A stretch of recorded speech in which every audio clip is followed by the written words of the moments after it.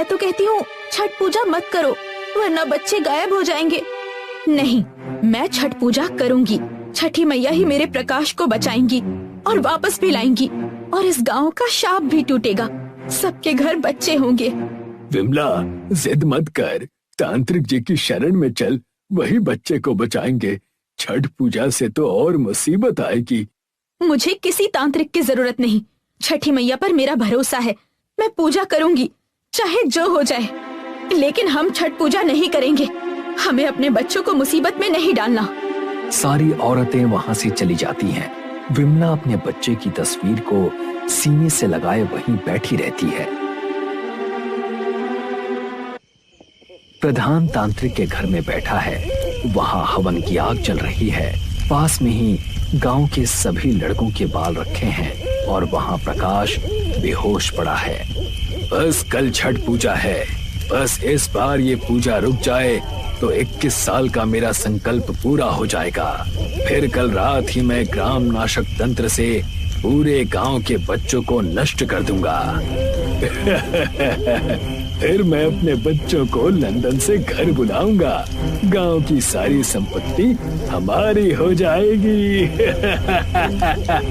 गांव की सभी औरतें तो मान गई कि वो छठ पूजा नहीं करेंगी, बस वो विमला रुक जाए। ये लोग आपस में बात कर रहे होते हैं। तभी तांत्रिक को कोई आवाज लगाता है। तांत्रिक जी, ये तो विमला के पति राम की आवाज है। चलो उसे विमला के खिलाफ भड़काते हैं। वही एक है जो विमला को रोक सकता है। उसे यहीं बुला लेना। अरे मूर्ख, उसका बेटा यहाँ बेहोश पड़ा है। प्रधान और तांत्रिक बाहर राम के पास आते हैं। राम की आंखों में अपने बेटे के लिए आंसू है।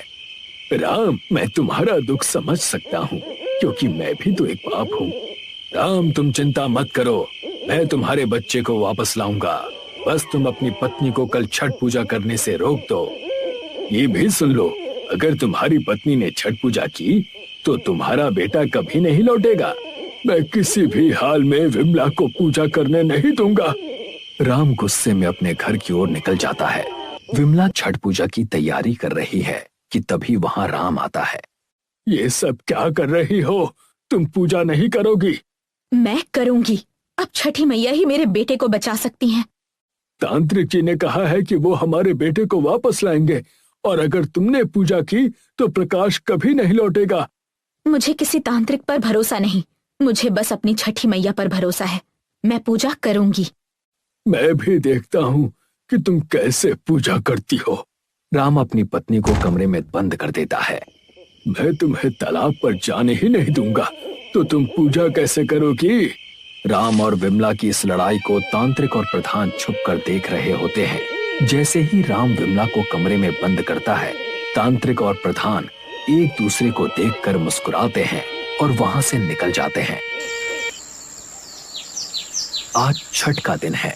राम ने विमला को कमरे में बंद कर दिया है और खुद दरवाजे पर खड़ा होकर पहरा दे रहा है। राम खिड़की से झांकता है तो देखता है कि विमला पूजा के लिए पकवान बना रही है और अर्घ देने की तैयारी कर रही है। ये सब व्यर्थ में क्यों कर रही हो विमला?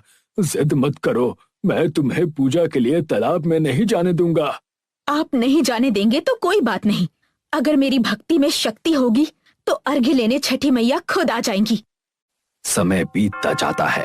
धीरे धीरे शाम का समय हो जाता है। शाम का समय हो गया है। तांत्रिक और प्रधान दोनों बैठे हैं। सामने तांत्रिक अग्नि प्रज्वलित करते हैं। Subscribe now and press the bell icon. Never miss an update.